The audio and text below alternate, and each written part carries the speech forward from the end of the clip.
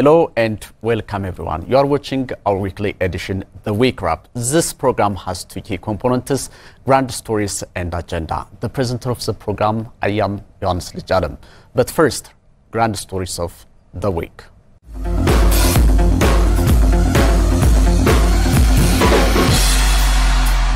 Prime Minister Abiy Ahmed reiterated his government's unwavering commitment to peace and reconciliation. The Prime Minister revealed this message in his Christmas message. And Netanyahu has the details of this story. In his Christmas message conveyed to Ethiopians on the eve of the Ethiopian Christmas, Prime Minister Abiy emphasized that lasting peace is achieved not through force but through love and understanding, underlying that embracing peace and reconciliation provides a profound victory to win, overwhelmed by powerful vision and greater capacity. He affirmed the government's belief that vast majority of Ethiopians yearn for the dividends of peace. Prime Minister Abiy's message was deeply rooted with scriptures, citing references where God the Incarnate demonstrates his will of reconciliation with human beings. He cited the mystery of God, the Almighty, descending from heaven to earth as a vulnerable infant in humility in Bethlehem. This deed, Abiy explained, exemplifies the ultimate sacrifice God has paid for the peace and reconciliation of human beings, disregarding his divine power and omnipotence for the greater good of humanity. The birth of Jesus Christ in Bethlehem marked two contrasting messages. Those who understood the significance of his birth, the angels proclaimed peace on earth. The wise men journeyed to Bethlehem, and the shepherds left their flocks to see the newborn baby. However, those who remained oblivious, preoccupied with earthly concerns, were threatened by the message of peace. Prime Minister Abiy likened parallels with the present situation in Ethiopia, suggesting that there are those who view peace and reconciliation as signs of weakness, opting the use of force. He firmly stated that government's pursuit of peace is not born out of weakness, but rather from a deep conviction that it is the most enduring and informative solution capable of healing wounds and fostering a legacy of harmony in future generations. The Prime Minister emphasized that choosing peace and reconciliation is a mark of a strong and visionary leader, following God's divine example of sacrifice.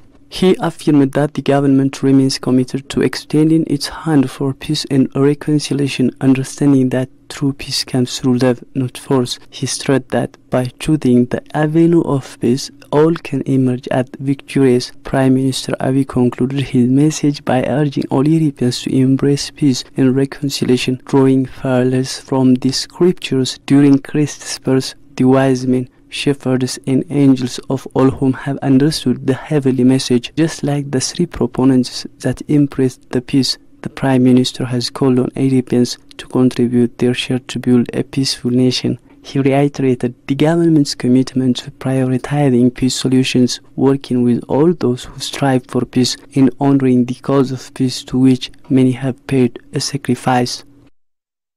Tourism Minister Salamawit Kasa revealed that efforts are underway to make Ethiopia a preferred tourist destination in Africa. This is being done by renovating the old ones and initiating new ones.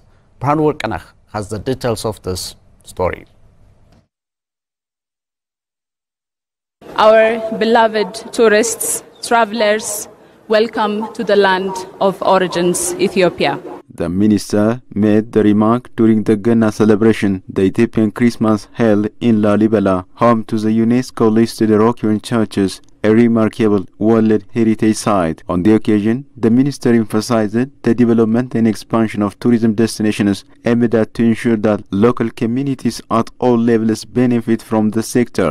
በዩኔስኮ የዓለም ቅርስነት በተመዘገቡት የቅዱስ ላሊበላ ውቅር አብያተ ክርስቲያናት In particular, the historical city of Lalibela, renowned for its Oroquian churches, is currently in the spotlight as it celebrates the Ethiopian Christmas Ganna festival, showcasing the Amhara region's unique cultural heritage. The minister stated efforts improving infrastructures to make accessible these historical sites and heritages for visitors is underway in collaboration with international organizations like UNESCO, stressing that promoting infrastructures around cultural festivals and traditional events is essential for attracting more visitors to the country.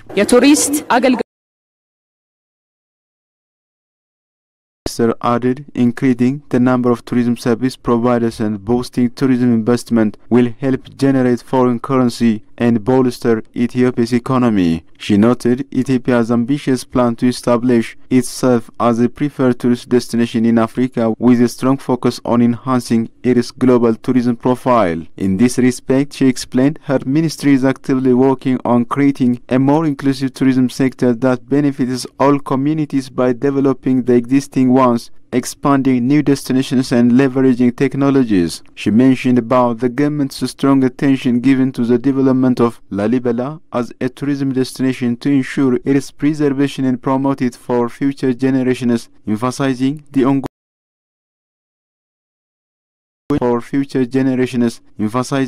ongoing projects in the area to improve visitor access and enhance the overall tourist experience while encouraging community engagement in tourism initiatives. Salamawit pointed out that Ethiopia, with all these efforts, is poised to strengthen its position in the competitive tourism market, promising a sustainable and prosperous future for its tourism sector. Tourism Minister Salamawit, alongside officials from the Amhara regional state, underscored the importance of community involvement in tourism development, remarking on Ethiopia's wealth of natural and historical sites that deserve to be highlighted on the global stage. ኢትዮጵያ ሀገራችን መላውን ዓለም ያስደመሙ የተፈጥሮ ታሪካዊና ባህላዊ መስህቦች ባለቤት ናት. Lalibela is a town in Amhara region of Ethiopia, and it's famous for its rock-hewn churches.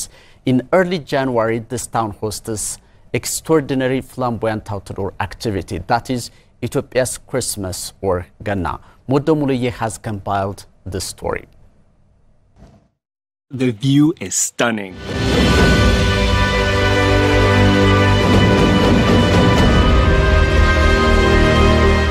This is Beta Georgis, meaning the House of St. George, one of the 11 rock-hewn churches in Lalibela, registered under the World Heritage List by UNESCO.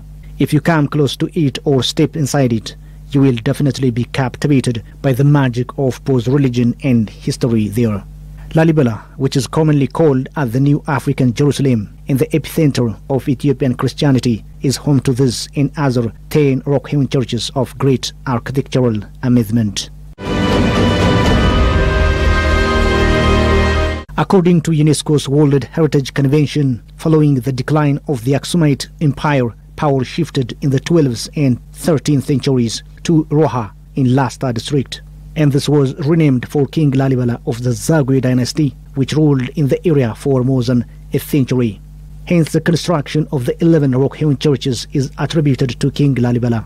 Today, Lalibela is one of the potential destinations in Ethiopia that draw in both domestic and international tourists. So this weekend we're actually in Lalibela to see the rock-hewn churches. Besides the surrounding landscapes of stunning scenery, Lalibela is one of the ideal must-visit destinations in Ethiopia, particularly for those who are interested in discovering history, culture, nature and religion. A tourist's presence in Lalibela will be more glorified if it happens on the 6th and 7th of January, as it is a time of the calendar year that the Ethiopian Ganna or Christmas celebration is observed.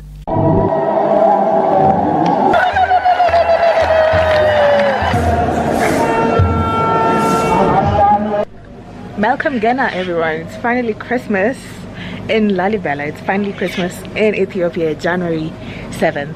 This is some of the most beautiful landscape I have ever seen. Like this Lalibela specifically is going to stick in my brain for that. Like 100%. Beautiful. And on top of the church, like going to the monastery is actually worth it. Like it's not too expensive really nice. And like it's worth the drive. First of all, because one, it's super beautiful, and second, it's so unique. Of course, Ethiopian Ganna or Christmas celebration is held by Christians all across the country, but it is quite more beautiful and colorful when it comes to Lalibela.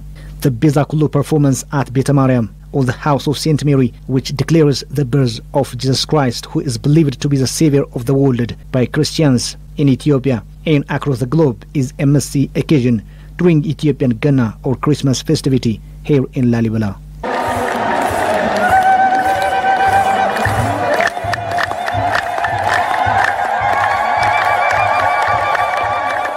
According to the Ethiopian Orthodox Tewahedo Church, Gena or Christmas is a coincidence of events.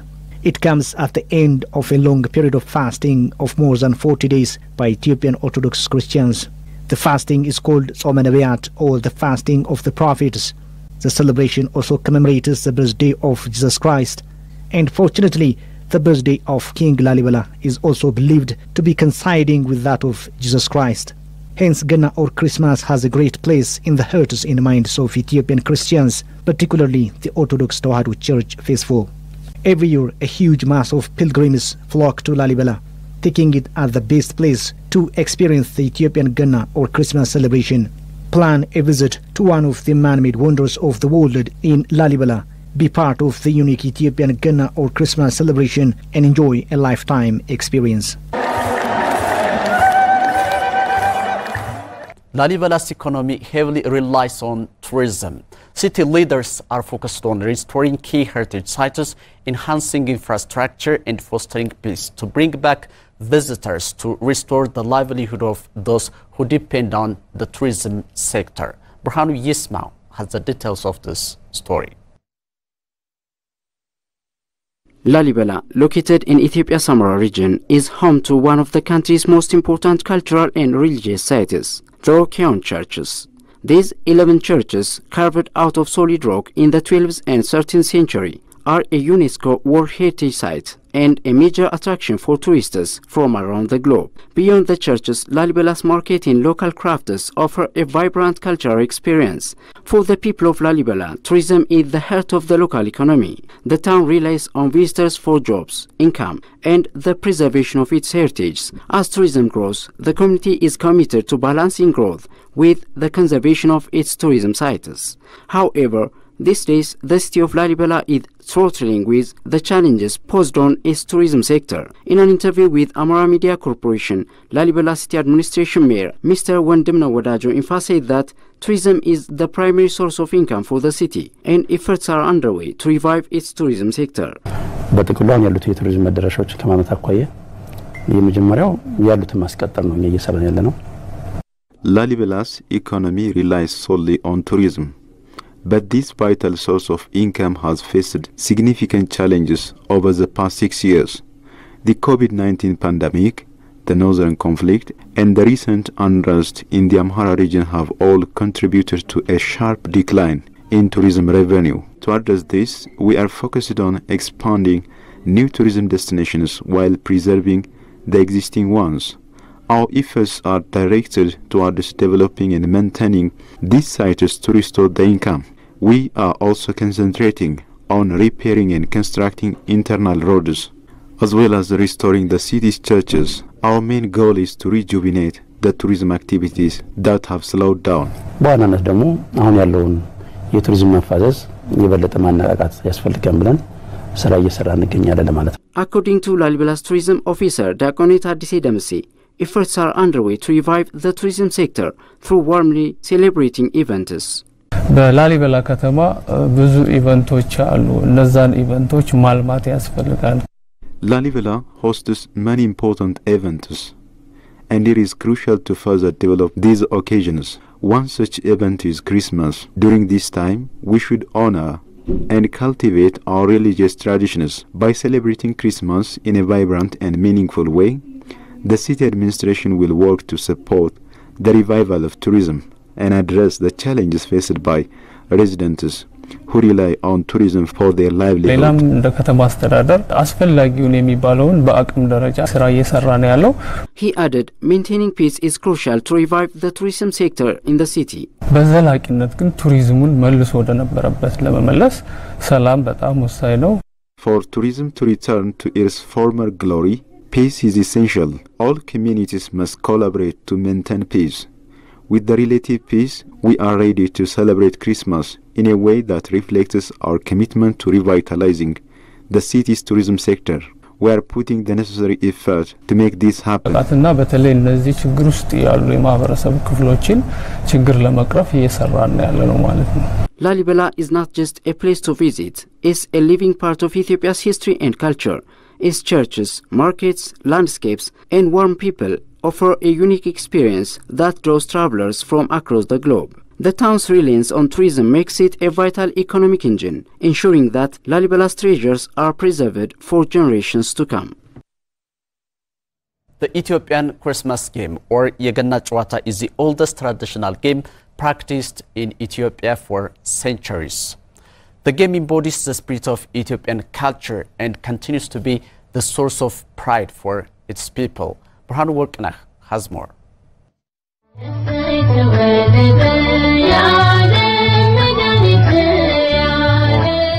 The Ethiopian Christmas game, or Yegenna Chwata, is the oldest traditional game practiced in Ethiopia for centuries.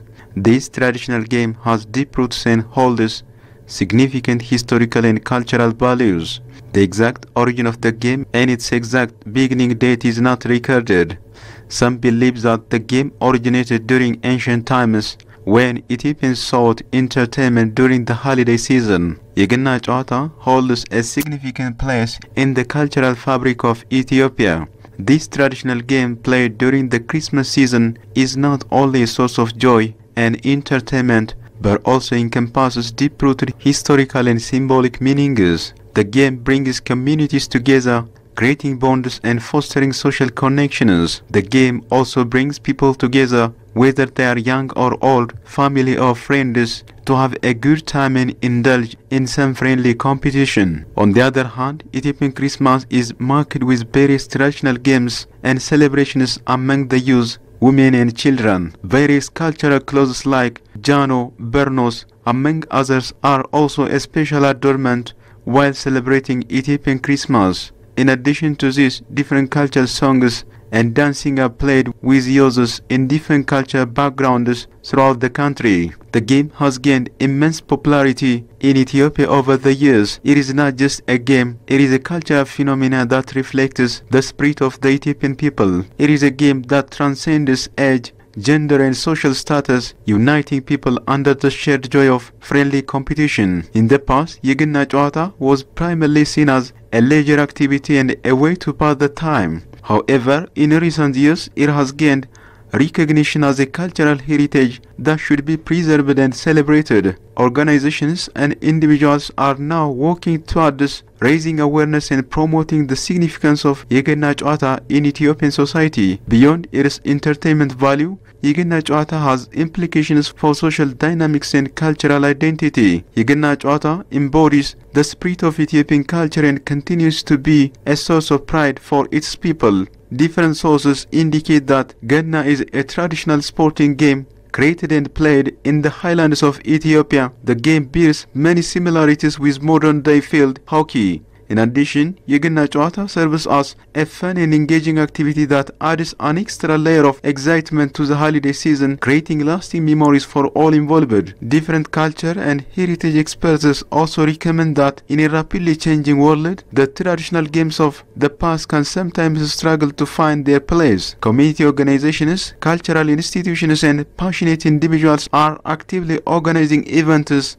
workshops and exhibitions to showcase the game's importance. It is often played during the Ethiopian Christmas season known as Genna, which is a significant holiday for Christians in the country. Yegenna Chwata can deepen a relationship and create lasting memories.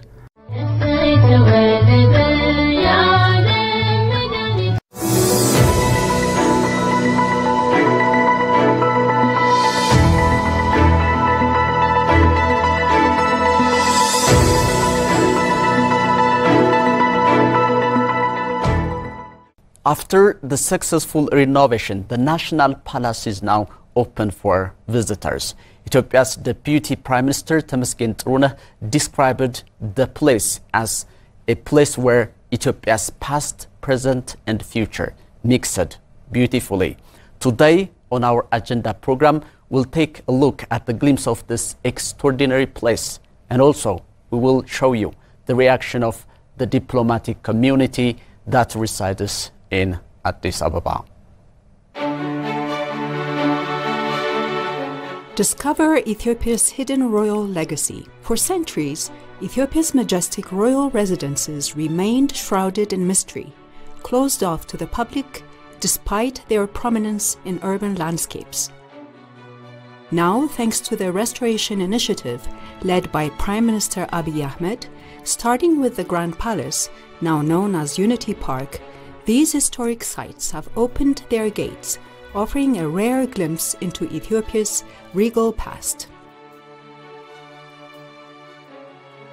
Welcome to the National Palace. Originally built to commemorate Emperor Haile Selassie's Silver Jubilee, the National Palace stands as an iconic landmark and a testament to Ethiopia's rich heritage. Once a space reserved for royalty, national leaders and dignitaries, it has now been transformed into a shared treasure for all to experience. This historic compound, which houses time-honored buildings and national treasures, had long been neglected, becoming overgrown with vegetation. Close to the public, the palace and its grounds fell into disrepair, characterized by dim lighting, dusty rooms, and ivy-covered walls. However, now fully restored, it stands in grace, welcoming everyone to visit and enjoy its beauty. Given the palace's collections and historical artifacts of significant value to the nation, its preservation and restoration have been undertaken with great care. The meticulous restoration process has been guided by specialists, ensuring that the palace retains its historical and cultural significance. Considerable energy and effort have been invested to maintain its current appearance. Spanning over 27 hectares in the vibrant heart of Addis Ababa, the National Palace serves as a sanctuary of Ethiopia's rich history, beautifully intertwined with expansive natural landscapes. The grounds feature historic tree species, lush greenery, tranquil fountains, and architectural wonders. From its serene pathways to the meticulously restored Royal Dining Hall, where many world leaders were once hosted, the palace tells a story of global significance. A journey through time. Stepping into the newly constructed vehicle gallery is like embarking on a journey to the past. Here, restored automobiles, carriages, and train wagons, once used by Ethiopian royalty, are showcased in the specially built gallery for the public to explore.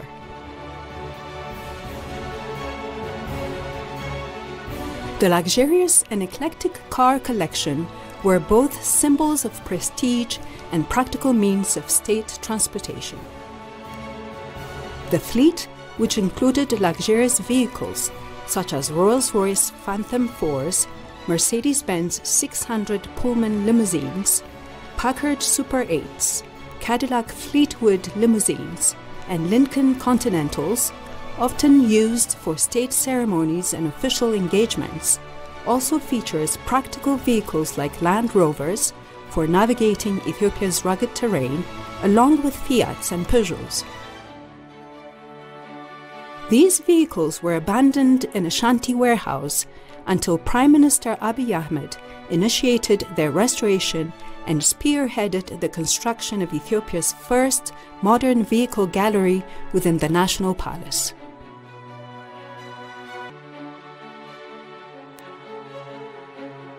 Visitors can explore carriages that once welcomed and bid farewell to national leaders and guests, as well as those that were used for touring the city. The vehicle gallery also features 2 train wagons, both equipped with sleeping quarters, a dining area, a bathroom, and an office. These lavish trains were used by the emperor for both work and leisure during trips to Harar. Upon exiting the vehicle gallery, visitors stroll through the pristine grounds and are greeted by the ornate golden entrance of the palace halls and chambers. Inside, they are welcomed by soaring ceilings and softly illuminated walls. Wide steps lead to spacious reception rooms, the banquet hall, and what was once the emperor's residential quarters. Every detail has been meticulously restored, preserving the palace's historical essence. These spaces have witnessed key moments in Ethiopia's history, from state banquets to pivotal diplomatic meetings.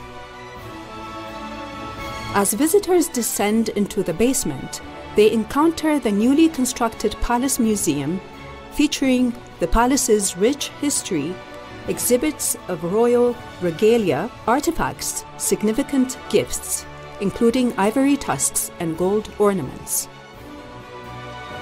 The Palace Museum houses regal treasures, crowns, thrones, ornate dining utensils, and leather-bound books.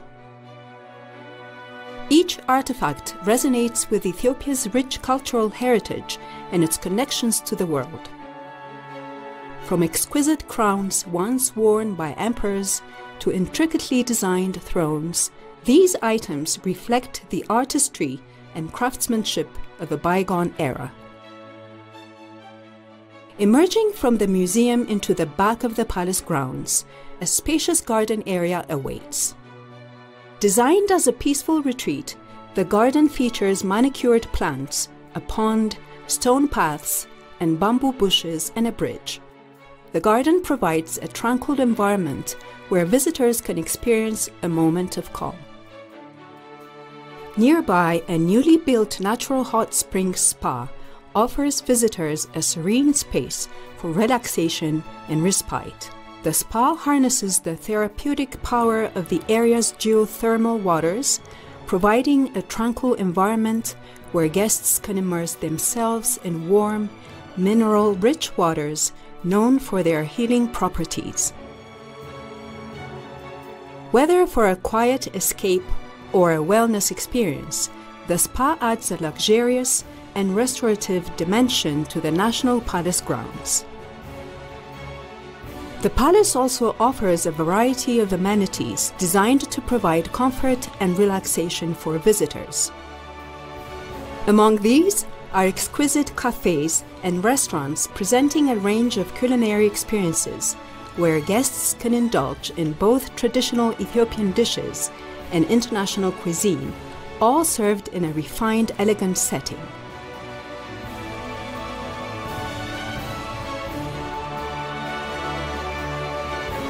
Additionally, the African Mosaic and Addis House of Culture showcase the vibrant interplay of fashion and art. The National Palace is truly more than an urban destination. It's a bridge between Ethiopia's past and present, offering a space for learning, connection, and celebration. Whether you're admiring the treasures of the vehicle gallery, wandering the lush grounds and manicured lawns, or marveling at the royal regalia, each moment here is a step deeper into Ethiopia's extraordinary history.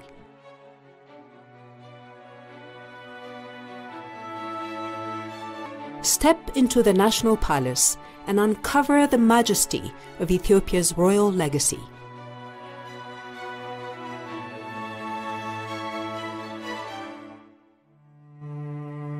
I'm very proud. I'm very proud of what we have been doing together.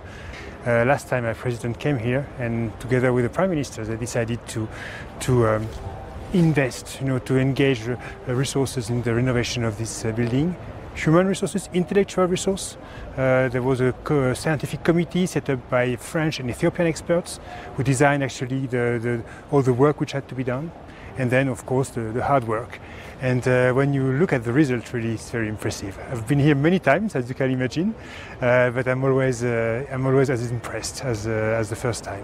It's very moving to see, a place which is actually a landmark at the center of Ethiopian history, and to be able to visit it. So it's a great experience. Well, first of all, this is my first time here, and I am incredibly impacted and impressed by what I see.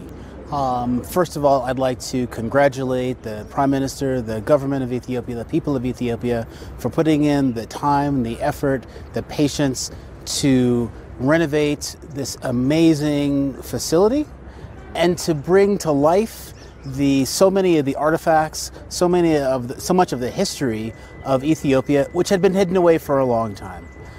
My government, my people have learned a lesson. Early on in our history, we didn't care about history very much, and we lost a lot of it. But we changed that. And now Americans, new generation, our friends from all around the world can come to the United States and see our history. The good, the bad, all of it together, just in the same way that the government of Ethiopia is displaying historical artifacts from its past.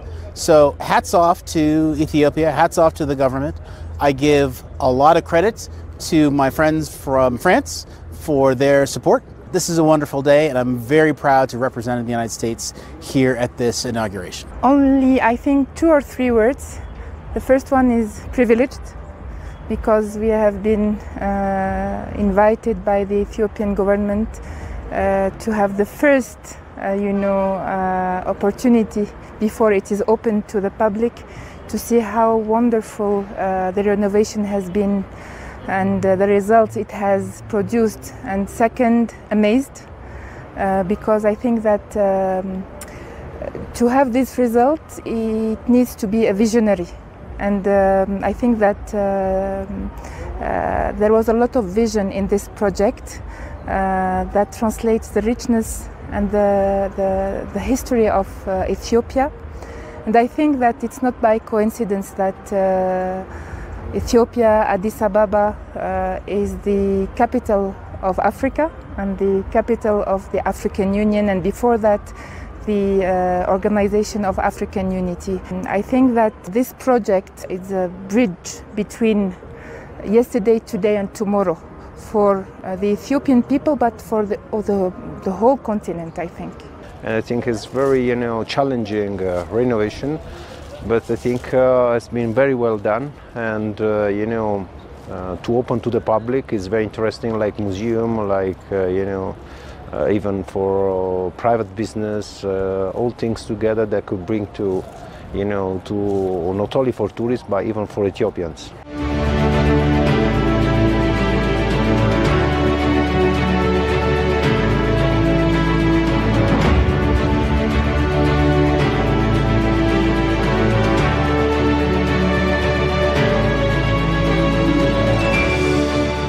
This is a very, very important, I think, project that translates a visionary of bridge building between the past, the present and the future. And one message I think that this project of renovation of this historical site is to convey to the future generation that there is no future without past, there is no present without past, and the future is always nourished by the history, the lessons learned. And talking about lessons learned and sharing experience, I think that the project, the National Palace renovation here in Addis Ababa, can be a flagship exemplary project to share experience with other countries. My country, Algeria, also dedicates high importance to this kind of projects. In our country also, we did some of the same projects to magnify and to keep and to preserve the heritage. And I think that this is a good area of cooperation between the two countries and beyond. As I understand, before 4 years ago, the people of Ethiopia could not see actually this monument, and so the idea was to open it. And it's very important, for the people, especially for the young generation, to see what their history is, to understand where they came from, and what the story of this country, of this nation is.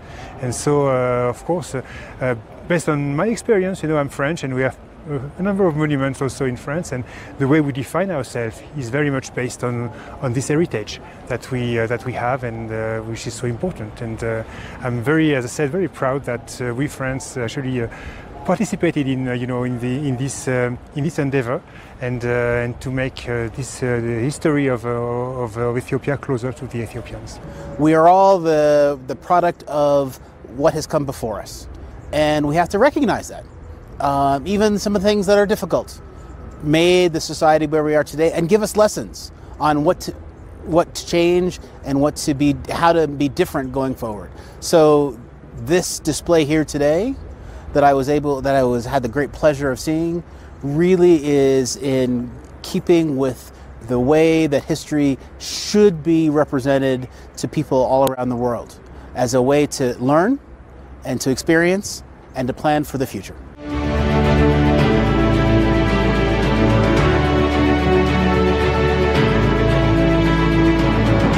It's very important for everybody to visit and to understand which is the history of Ethiopia. This is a part of the history of Ethiopia. So it's important to open to everybody. Beautiful, amazing, impressive. The quality of the display is world class. I can't wait to come back with my family and my friends and to show them what I saw here today. This is all we get for today. Thank you for staying with us. The presenter of the program, I am Yohannes Lijalem.